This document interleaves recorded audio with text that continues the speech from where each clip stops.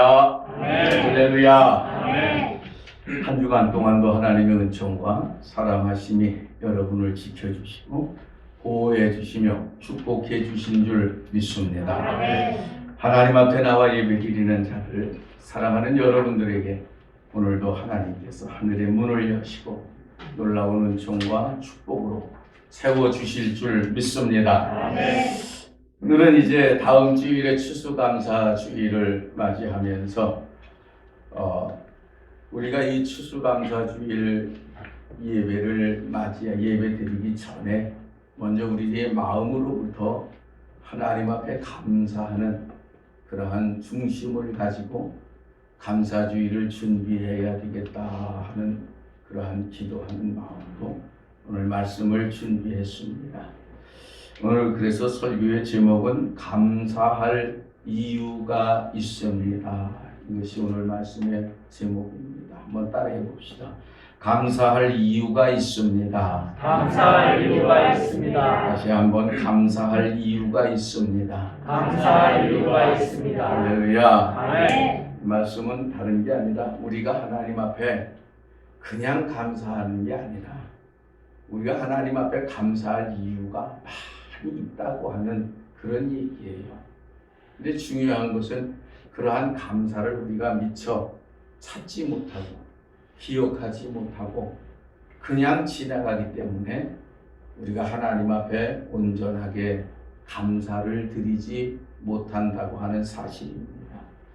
그래요, 여러분. 사실 감사라고 하는 것이 저절로 우리 입에서 나오고 우리 마음에서부터 우러나오면 얼마나 좋겠습니까? 그렇지 않아요? 그저 생각하는 것이 감사고 내 입에서 나오는 말이 감사고 그러면은 아마 세상의 불평, 불만은 다 없어질 거예요. 또 세상의 원망도 없어질 거예요. 제가 볼 때 감사를 많이 하면 기쁨만 가득하고 슬픔도 없어지고 문제도 없어지게 될 줄로 믿습니다. 그런데 문제는 우리가 그렇지 못하다고 하는 사실이에요. 그 윌파이라고 하는 분이 있습니다. 이분은 별명이 감사 전도사입니다. 이 양반이 20살에 그 인생을 굉장히 비관적으로 생각하게 된 것이고 자살하는 충동이 일어나가지고 몇 번을 자살을 시도를 했습니다. 그러다가 그 자살이 제대로 되지를 않아가지고 자살을 하지 못했어요. 스스로를 죽이지를 못했어요. 그러다 보니까 그 성품이 그러니까 자연히 우울증이 생길 수밖에 없지 않습니까? 그래가지고 그 우울증으로 인해 가지고 정말 사람답지 못하게 그렇게 살 수밖에 없는 생활을 했어요. 그런데 어느 날 머리가 너무 아파가지고 저는 우울증이 겉으로 드러나는 증상이 아니고 자기 혼자 속으로 새기는 거니까 그렇지만은 머리가 아픈 거는 어떻게 해요? 너무 견딜 수 없어서 병원을 갔어요. 그랬더니 병원에서 여러 가지 조사를 하고 검사를 한 끝에 결론이 머리에 뇌종양이 생겼다는 거예요. 그래서 뇌종양이 점점 커지기 때문에 종양이 커지니까 뇌가 자연히 어떻게 돼요? 눌리게 되잖아요. 뇌가 눌리게 되니까 통증이 생기고 그래가지고 그 통증으로 인해서 그렇게 아프게 됐다 하는 그런 얘기입니다. 이렇게 뇌종양으로 아프다 보니까 그는 그 아픔 속에서 내가 왜 이렇게 돼야 되나? 내가 왜 이렇게 그렇지 않습니까? 원래부터가 세상 살 맛이 없는 사람인데 원래부터가 우울증이 앓던 사람이니까 뇌종양이 생겼으니 얼마나 인생이 더 비관적이고 얼마나 더 인생이 괴롭겠습니까? 그래서 그런 생활 속에 있다가 가만히 생각해 보니까 이거 내가 이래서는 안 되겠다. 내가 생각하고 내가 지금까지 살아왔던 모든 것을 한번 바꾸면 어떻게 될까? 이런 마음이 들어왔습니다. 그래가지고 그가 해결하고자 낸 방법이 무엇이냐? 감사의 일기를 써보자. 내가 감사하고 감사해야 할 것들이 어떤 것들인가, 뭐 그것들을 매일 스스로 작성해 가지고 그것을 내가 읽고 또 읽고 또 읽고 그래 봐야 되겠다. 그래서 그것을 그대로 실천에 옮겼습니다. 그리고 그렇게 날마다 감사할 것을 찾고 읽고 또 읽고 그리고 감사하다가 보니까 작은 일에서부터 감사하는 마음이 저절로 속에서부터 생긴 거예요. 그리고 그렇게 감사하는 마음이 생기니까 자기의 생활이 만족하는 생활이 점점 커지게 된 거예요. 옛날에는 하루 종일 지나가도 내가 만족했던 시간이 단 1분 1초도 없었어요. 늘 불만이고 늘 불평이었어요. 그런데 그 만족한 시간이 점점 늘어나는 거예요. 그리고 그렇게 만족한 시간이 점점 늘어나다 보니까 내 생각이 긍정적인 생각으로 바뀌었습니다. 그리고 이 긍정적인 마음은 마침내 그 머리에 난 뇌종양의 크기마저도 쪼그라들게 만들었어요. 결국은 다 고침을 받았습니다. 그 후로부터 그는 감사의 전도자가 돼가지고 유럽은 물론이거니와 아프리카, 아시아까지 다 돌아다니면서 전 세계의 방방곡곡을 돌아다니면서 감사를 전하는 전도자가 됐습니다. 여러분, 감사라고 하는 것이 이렇게 한 사람의 운명을 바꾸어 놓을 수가 있다는 것을 우리는 알아야 됩니다. 혹시 오늘 이 시간 여러분들 마음속에 걱정, 근심이나 또는 불만과 불평이나 또는 여러 가지 생각, 잡다한 생각으로 마음에 가득해가지고 오신 분들이 있거든. 이제부터라도 감사를 찾으시기 바랍니다. 한번 따라해보세요. 감사는 내 운명을 바꾸고 내 인생을 바꾼다. 할렐루야. 그렇습니다. 감사는 내 운명을 바꾸고 내 인생을 바꾸는 거예요. 그렇기 때문에 우리 특히 하나님을 믿고 의지하는 성도들은 성경에서도 보세요. 곳곳에서 너희는 하나님 아버지 앞에 감사해라, 감사해라, 감사해라 이렇게 말씀을 하고 있어요. 뿐만 아니라 성경은 우리들에게 감사하는 자에게 하나님은 은혜를 더하여 주시고 감사하는 자에게 복의 복을 더하여 주신다고 그렇게 말씀을 하고 있습니다. 그렇기 때문에 우리들은 뭐 이러한 그 윌파이라고 하는 사람의 얘기가 아니라 우리들 스스로도 그것을 깨달아서 하나님의 말씀에 감사하라고 했으니 내가 감사를 찾아서 감사하는 삶을 살아서 내 인생을 행복하게 만들고 내 삶을 만족한 삶이 되도록 만들어야 되겠다. 이렇게 작정하고 살아갈 수 있는 여러분이 되시기를 간절히 바랍니다. 그럼 오늘 감사할 이유가 있다고 그러는데 오늘 성경 본문을 한번 보세요. 감사할 이유를 오늘 본문에서 분명하게 우리들에게 일러주시고 있습니다. 1절의 말씀부터 한번 다시 천천히 읽어봅시다. 시작. 여호와께 감사하라. 그는 선하시며 그 인자하심이 영원하미로다. 할렐루야. 하나님 앞에 감사해야 될 이유가 뭐냐? 하나님은 선하신 하나님이시고 우리 하나님은 어떠한 하나님이셔요? 인자하신 하나님이신데 잠시 동안만 그런 게 아니라 좋을 때만 그러는 게 아니라 내가 잘할 때만 그러는 게 아니라 영원하신 하나님이시요. 영원토록 선하신 하나님이시고 영원토록 우리에게 인자하심을 베풀어 주시는 하나님이시라. 바로 그 말씀이에요. 그렇기 때문에 우리가 하나님 앞에 감사해야 된다는 얘기예요. 이 말씀은요, 우리가 성경적으로 볼 때 선하심과 인자하심 이렇게 하면은 잘 이해가 안 됩니다. 그런데 우리가 성경을 읽다가 보면요, 성경 속에서 선하심이 바로 이런 거구나, 하나님의 인자하심이라고 하는 것이 바로 이것이로구나 하는 것을 알 수 있는 문구가 하나 있어요. 그것이 무엇이냐? 한번 따라해 보세요. 하나님께서 인생을 불쌍히 여기셨다. 할렐루야. 하나님께서 나와 여러분을 불쌍히 여겨주신다는 거예요. 불쌍히 여겨주신다는 거예요. 그렇기 때문에 우리는 하나님 아버지 앞에 감사하는 거예요. 또 감사해야 되는 거예요. 왜? 하나님이 나를 불쌍히 여기시기 때문에 그래요. 여러분 생각해 보세요. 불쌍히 여긴다고 하는 것은요, 마음속에 사랑이 없으면 불쌍히 여겨져요? 안 여겨져요? 그 불쌍히 여겨지지는 않습니다, 여러분. 네? 남의 자식이 아픈 것과 내 자식이 아픈 것은 같아요, 달라요? 다르다고 얘기합니다. 다 다르다고 얘기를 해요. 그리고 실제로도 달라요, 여러분. 그 다른 이유가 뭐예요? 가장 큰 이유가 뭡니까? 사랑이에요. 사랑이에요, 여러분. 지금 미국이 대통령 선거로 난리가 났어요. 그렇지 않습니까? 현직 대통령이 떨어졌어요, 보니까. 그리고 상대편의 대통령 후보가 갑자기 이름이 생각이 안 나네. 바이든이 당선이 됐어요.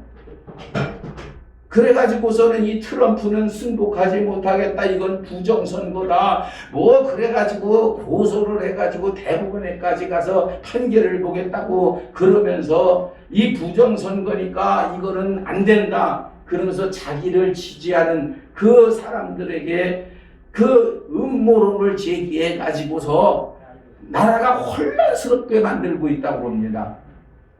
반면에 이 바이든이라고 하는 사람은 자기가 이제 대통령이 됐으니까 우리가 언제까지 이렇게 갈라지고 나누어져야 되겠느냐, 이제 다 포용하고 하나가 돼서 하나의 미국을 만들어서 나가야 되지 않겠느냐, 그렇게 하면서 다 품으려고 한다고 그럽니다.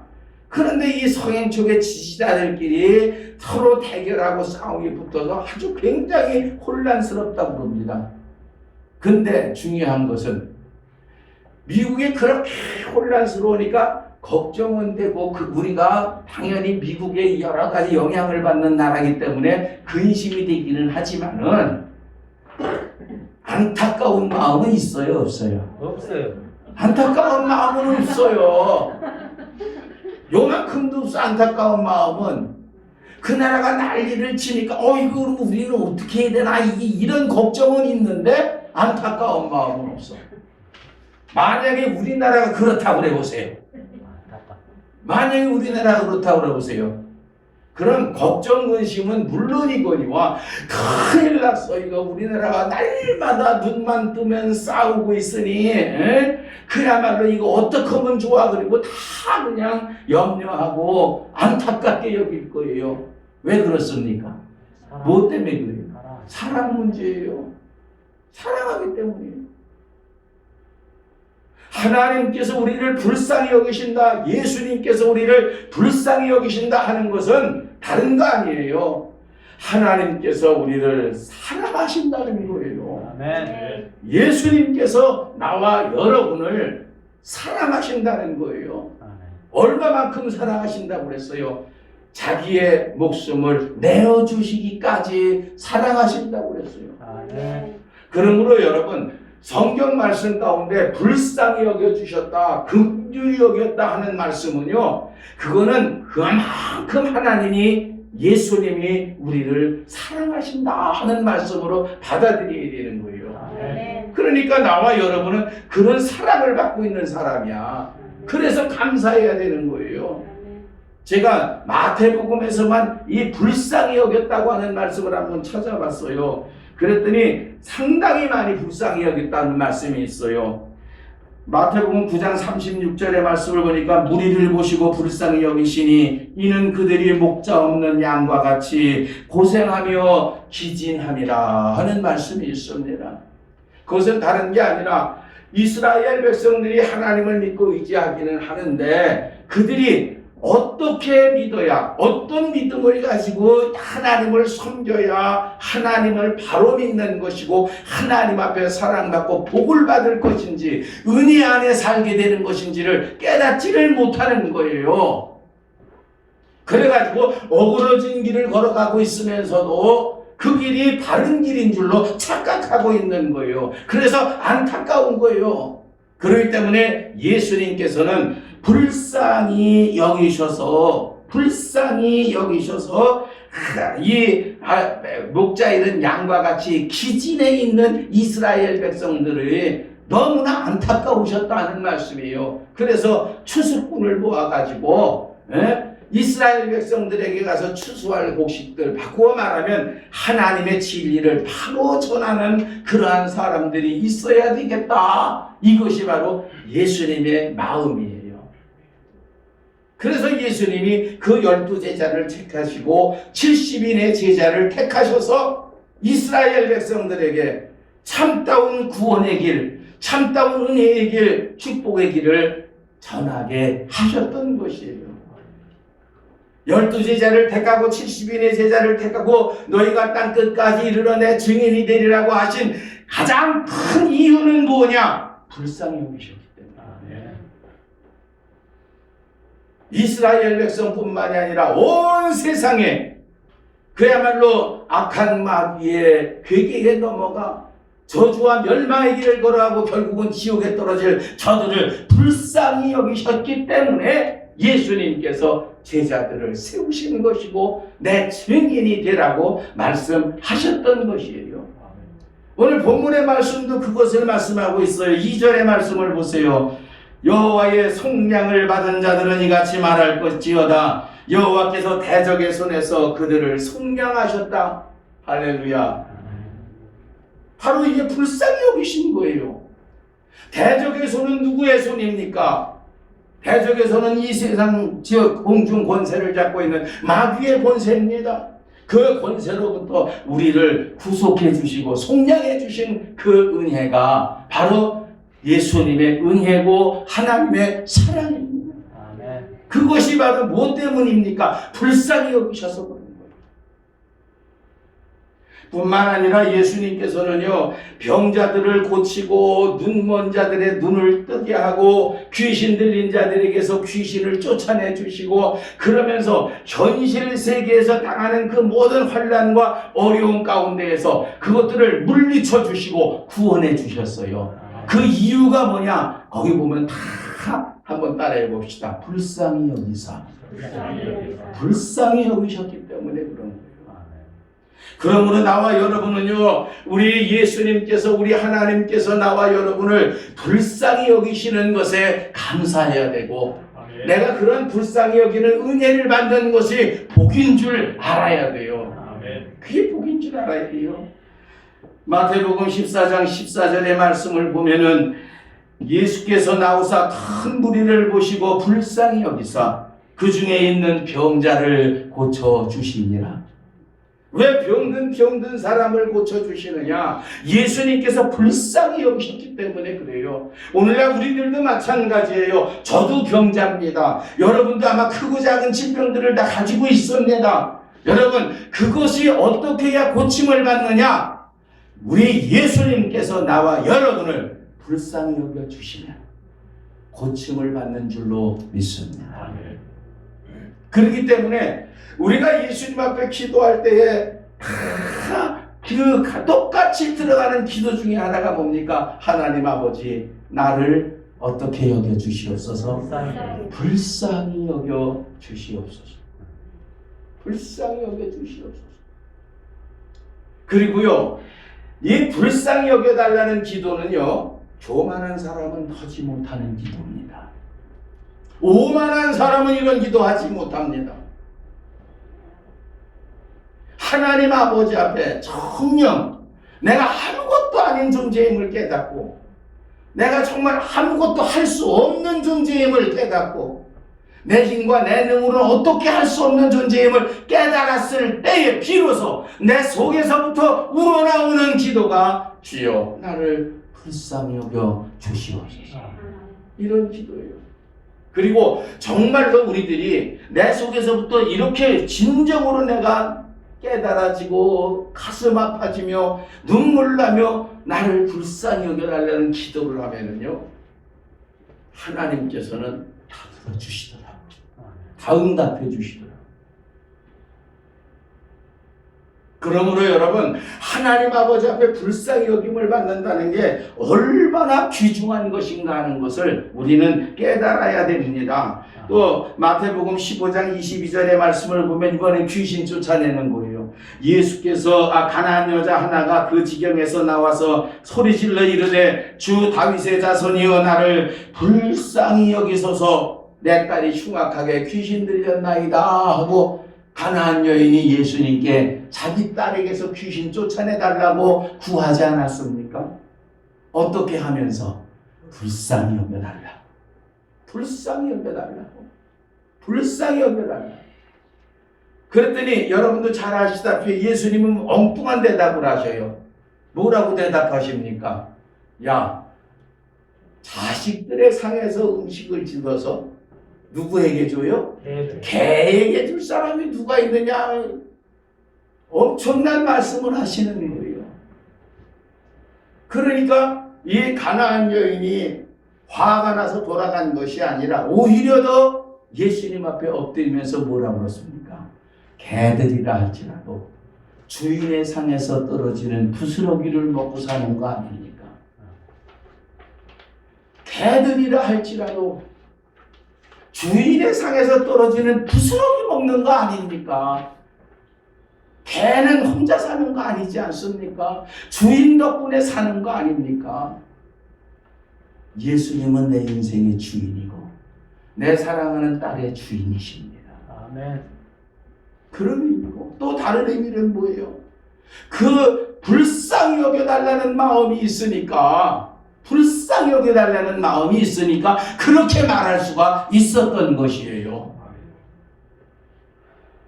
예수님께서 그 여인을 보시고 그 여인을 칭찬하시면서 뭐라고 그랬어요? 이 딸에게서 귀신이 나가라고 명령하시니 깨끗이 고침을 받았는 줄로 믿습니다. 아멘. 여러분, 병만 그런 게 아니라 우리들의 문제도 마찬가지예요. 우리들이 살면서 당하는 물질의 문제 또는 자식의 문제, 남편과 아내, 가족의 문제 또는 친구와의 문제, 사업의 문제, 어떠한 문제든지 다 마찬가지예요. 하나님께서 우리를 불쌍히 여기는 그 자리에 들기만 하면 다 해결함을 받을 줄 믿습니다. 아멘. 그런데 성경 말씀을 보니까 오늘 6절의 말씀 한번 다 같이 읽어봅시다. 6절입니다. 시작. 이에 그들이 근심 중에 여호와께 부르짖음에 그들의 고통에서 건지시고. 할렐루야. 아멘. 불쌍히 여기시는데 그 불쌍히 여기는 그 대상이 하나님 아버지 앞에 부르짖는 거예요. 부르짖는 거예요. 그러니까 하나님께서 들어주시는 겁니다. 응답해 주시는 거예요. 그래서 부르짖음에 하나님께서 그들의 고통에서 건져주셨다고 했어요. 이게 바로 감사할 이유가 있는 겁니다. 사랑하는 여러분, 오늘 우리들은 꼭 깨닫고 신앙의 길을 걸어가시기 바랍니다. 아, 그렇구나. 하나님께서 나를 불쌍히 여기시기 때문에 내가 구원함을 받는 것이고 하나님께서 나를 불쌍히 여기시기 때문에 나의 연약함을 하나님께서 긍휼히 여겨주시고 불쌍히 여겨주시사 강하게 해주시고 하나님께서 나를 불쌍히 여겨주시기 때문에 내 아픈 육체를 고쳐주시고 하나님께서 나를 불쌍히 여겨주시기에 내 문제를 해결해 주시고 하나님께서 나를 불쌍히 여겨주시기에 하나님 나라로 나를 인도하여 주시니 감사합니다. 여러분, 이번 한 주간은 이런 마음을 가지고 정말로 하나님이 나를 불쌍히 여겨주시는 게 얼마나 큰 은혜요 축복인지 모르니 감사합니다. 감사합니다. 감사함으로 하나님께 영광 돌릴 수 있는 저와 여러분 되시기를 예수님의 이름으로 축복합니다. 두 번째로 감사할 이유가 있는데 왜 감사해야 되느냐.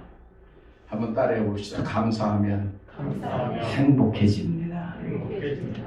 다시 한번 감사하면 감사하며 행복해집니다. 행복해집니다. 여러분 가정에서 지금 여러분들의 가정이 우리 집은 참 행복한 가정이야.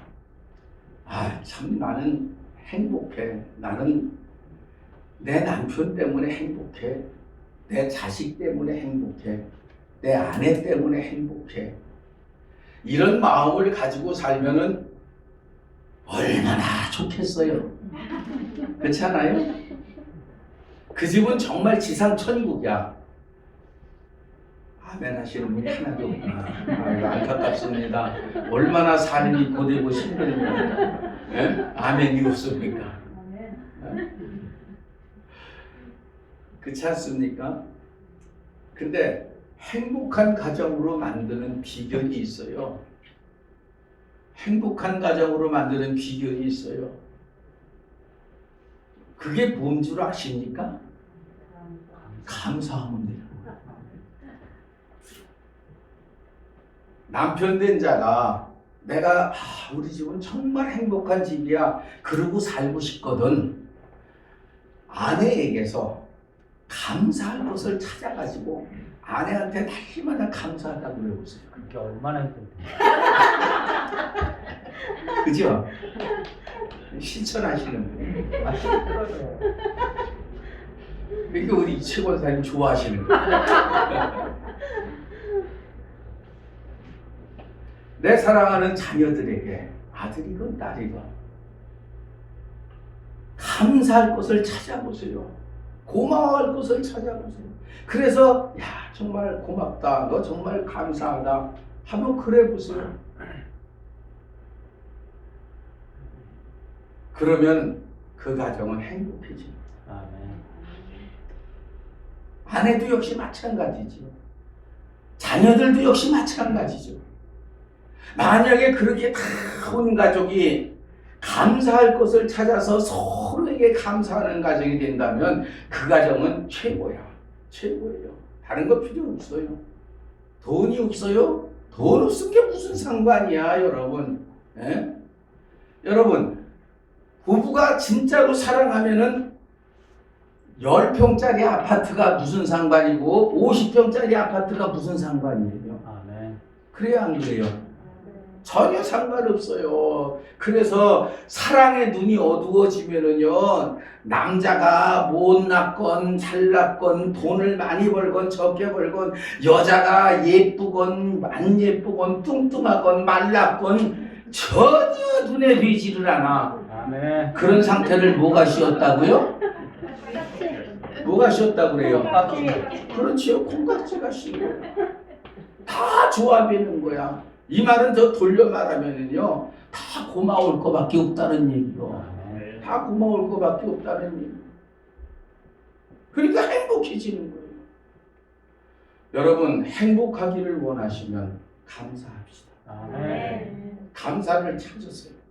그리고 감사를 행하세요. 아멘. 그리고 감사를 말하세요. 아멘. 그러면 행복해집니다. 하나님께서 감사하라고 하는 그것도 마찬가지예요. 하나님 앞에 감사한 것도 마찬가지예요. 하나님 아버지 앞에서 원망거리, 불평거리만 자꾸 찾지 마시고요. 하나님 앞에서 감사할 거를 자꾸 찾아보세요. 얼마나 많아요, 여러분. 얼마나 많습니까? 굉장히 많습니다. 그런데 그거는 다 제쳐놔. 힘들고 어려운 것만 찾는 거예요. 그러니까 문제가 생기죠. 감사가 없는 거예요. 불만, 불평이 생길 수밖에 없는 거예요. 감사하면 행복해집니다, 여러분. 내가 감사하기를, 행복한 삶을 살기를 원하거든 모든 이들에게 감사하면 여러분들의 삶은 진정으로 행복한 삶을 살 수가 있습니다. 아멘. 그리고 내가 그렇게 감사할 수 있는 가장 기본적인 생각은 뭐냐? 한번 따라해보세요. 족한 줄 알면 족한 줄 알면 감사가 보인다. 감사가 보인다. 족한 줄 알면 감사가 보여요. 족한 줄 모르기 때문에 감사가 보이지 않습니다. 근데 족한 줄, 만족한 줄 알면은 감사가 자꾸 보이게 돼 있어요.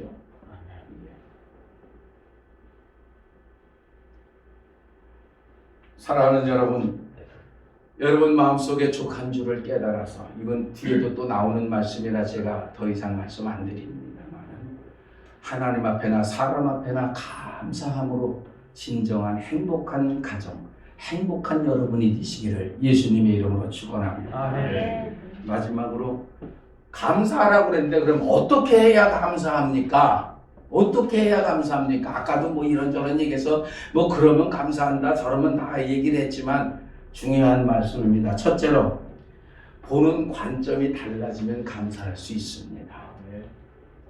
보는 관점이 달라지면 감사할 수 있어요. 여러분, 사도행전 16장에 보면은 바울과 실라가 모든 여자, 점치는 귀신이 든 여자를 고쳐주고 나서 매를 얼마나 많이 맞았는지 몰라요. 그리고서 깊은 감옥에 이 사람들이 가둠을 받았다고 그랬어요. 그런데 바울과 실라는 그 감옥 속에서 뭐 했다고 그랬어요? 찬송하고 하나님 앞에 감사했다고 그랬어요. 찬송하고 감사했다고 그랬어요. 생각해 보세요. 매를 큰 맞아가지고 온몸이 그냥 아픈데 천지예요. 그걸로 끝나는 게 아니라 어디에까지 갇혔어? 감옥에까지 갇혔어요. 감사할 게 뭐가 있어요? 기뻐할 게 뭐가 있어요, 여러분? 즐거워할 게 뭐가 있습니까? 찬송한다고요? 찬송이 나와요, 여러분? 그야말로 찬송이 나와요. 욥의 말씀과 욥기서에 나오는 욥의 아내처럼 하나님을 어떻게 하고 죽으라고? 원망하고 죽으라고. 그러면 딱 맞는 말이지 그게요. 그렇지 않습니까? 그런데 바울과 실라는 감사했어요. 왜 감사했습니까? 한번 따라해 봅시다. 내가 매 맞은 것과 감옥에 갇힌 것만 생각하면 감옥에 갇힌 것만 생각하면 감사는 조금도 할 수 없다. 내가 매 맞은 거하고 내가 감옥에 지금 갇혀 있는 거 생각하면 요만큼도 감사할 게 없어요. 그런데 바울과 실라는 내가 매 맞고 감옥에 갇힌 거는 생각 안 해. 무슨 생각만 해요? 점치는 귀신이 들린 여자가 그 귀신에게서 고통당하고 귀신에게 끌려다니고 괴롭힘을 당하는 그런 상태가 되었다가 그 여인이 귀신이 물러가게 되니까 사람답게 살게 됐다. 정신이 깨끗해진 거예요. 정말로 이제는 내 나름대로의 삶을 살 수, 귀신에게서 붙잡혀가는 다니는 삶이 아니라 내가 혼자 스스로 생각하고 결정하며 살아갈 수 있는 삶을 살게 된 것을 생각하니까 기뻐하지 않을 수가 없는 거예요. 감사하지 않을 수 없는 거고 찬송하지 않을 수가 없었던 것이에요. 그것을 바울과 실라는 바라봤던 거예요. 그거 본 거예요. 그러니까 그는 그렇게 매맞아 아프고 감옥에 갇힌 가운데서도 하나님 앞에 찬송하며 감사할 수가 있었던 거예요. 보는 관점이 달라져야 감사합니다, 여러분. 보는 관점이 달라져야 감사해요. 뭐 여러분들 예를 들면 또 혹시 뭐 실수할까봐 저의 예를 듭시다. 제가 만약에 내가 그렇게 건강하고 아프지도 않고 그러다가 더군다나 내가 평생을 목회를 하고 그래도 잘했든 못했든 주에 이르라고 한다고 했는데 나이 60에 뭐가 걸렸어요? 에? 만성 신분증이 아니라 아주 심장이 망가져 버려가지고 투석을 받게 됐어. 그러면 그 투석 받는 것만 생각하고 그냥 받고 와서 힘들고 몇 시간 동안 고생하고 아휴 이건 살아도 산 게 아니고 차라리 죽는 게 낫다는 둥 그냥 아프고 고통스럽고 괴로운 것만 생각하면 제가 지금 살아있을까요? 죽었을까요? 어떻을 것 같아요? 설교할 맛이 나요, 안 나요? 그렇죠. 반면에 제가 이렇게 아픈 가운데서도 나보다 더 건강하다고 생각하면서 일할 수 있는 친구들 있으면 나와봐. 투석을 7년이 넘게 받았어도 이만한 사람 있으면 나와봐. 뭐 어쩌고 저쩌고. 에? 나보다 더 밥 잘 먹는 사람 있으면 나와봐. 에? 이렇게 밥을 여러분 이게요 투석을 오래 받다가 보면은요 식욕이 없어져요.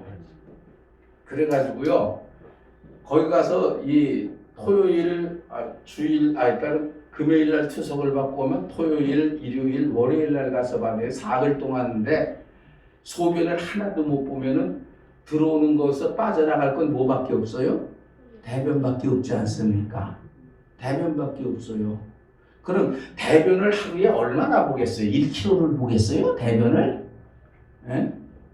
기껏 대변 봐봤자 200g에서 400g 사이예요.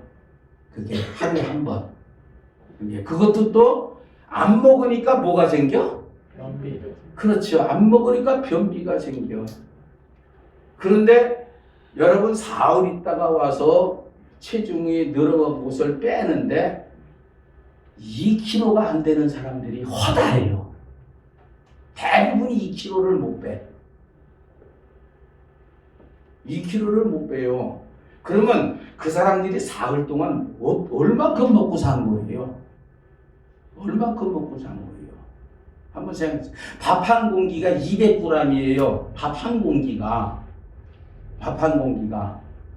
거기다가 국이라도 먹고 반찬이라도 먹었다 그러면 한 끼에 아무리 못 먹어도 500g은 먹어요. 약 먹느라고 물 먹어야죠. 에? 그렇지 않습니까? 그러니까 아무리 못 먹어도 500g은 먹어요. 그러면은 500g을 먹는데 9끼라 그러면 5, 9, 45, 44.5kg가 돼야 돼. 그런데 2kg를 못 빼요, 대부분이. 그러면은 얼마나 못 먹고 사는 거예요. 그러니까 점점 체력이 떨어질 수밖에 없는 거예요. 이 얘기가 자꾸만 그런 데로 가는데 어쨌든 그런 거를 생각해 보면 저는요 얼마나 잘 먹는지 몰라. 월요일 날 가면 맨날 혼나. 4kg도 넘게 들어가거든 내가. 근데 우리 식구들은 알지만은요 나 배불리 못 먹어요. 배불리 절대로 못 먹습니다. 먹고 싶은 거 절대로 맛있다고 잔뜩 못 먹어요. 그냥 먹다가 도중에 아이 그만 먹어야지. 그리고 끊습니다. 그런데도 그렇게 늘어나니 그런데도 식욕이 줄지 않고 있으니 얼마나 감사한 일이에요. 아멘. 이건 제 잘났다고 하는 소리가 아니라 거꾸로 생각하자는 거예요. 그는 관점을 바꾸자는 얘기예요. 아멘. 관점을 바꿔야 됩니다. 정말로 우리들이 이 관점만 바꾸면 얼마든지 감사할 수 있고 여러분들이 사는 삶 속에서 내 보는 관점만 바꾸면 얼마든지 행복할 수가 있어요. 그런데 그거 못 바꿔가지고 늘 그것만 생각해가지고 여러분들 행복하지 못하고 감사하지 못하는 겁니다. 이제부터 보는 관점을 바꿀 수 있는 저와 여러분들 되시기를 간절히 바랍니다. 아멘. 고난 가운데서도 위로해 주시는 하나님의 은혜를 보세요. 환난 가운데서도 그렇게 고통스럽고 괴로운데도 어쩌고 기도하고 매달리다 보니까 하나님이 길을 열어주셔. 그 길을 열어주시는 하나님의 인도하시는 은혜, 에베네셀의 은혜에 감사하세요. 그걸 찾아보세요.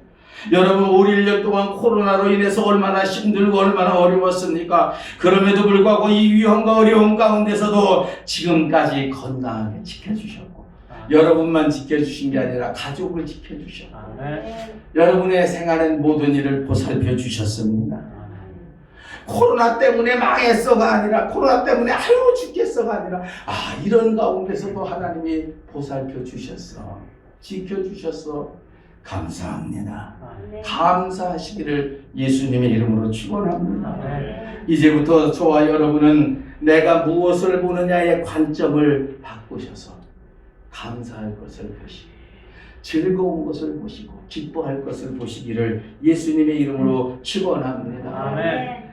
고린도후서 12장 7절 이하의 말씀을 보면 아까도 족한 줄이라고 하는 말씀을 하다가 이제 이것 때문에 바꿔하지 않고 여기서 저 말씀을 드리려고 그러는데 사도 바울이 자기 육체의 가시 그 사탄의 가시 때문에 하나님 앞에 3번 크게 기도했다고 그러지 않습니까?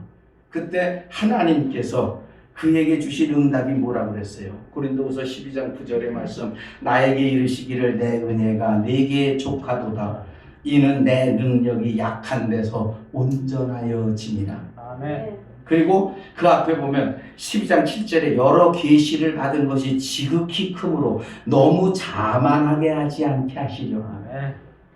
하나님이 바울에게 큰 은혜 주시고 큰 능력 주셨어요. 얼마나 큰 능력 주셨어요, 여러분. 그렇지 않습니까?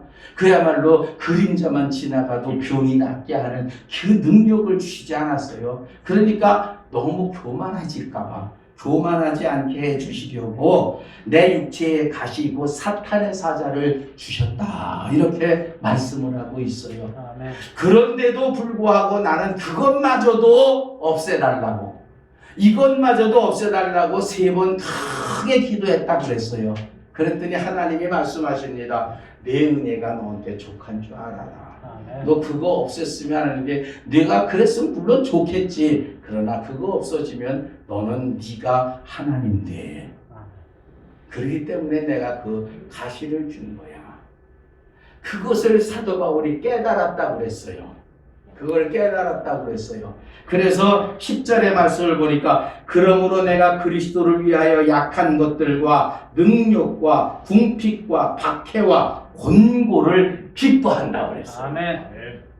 보면 관점이 바뀌어지겠다는 거예요. 기도를 하면서 기도하면서 보니까 아하 이게 하나님이 나를 사랑하기 때문에 가시 주신 거구나.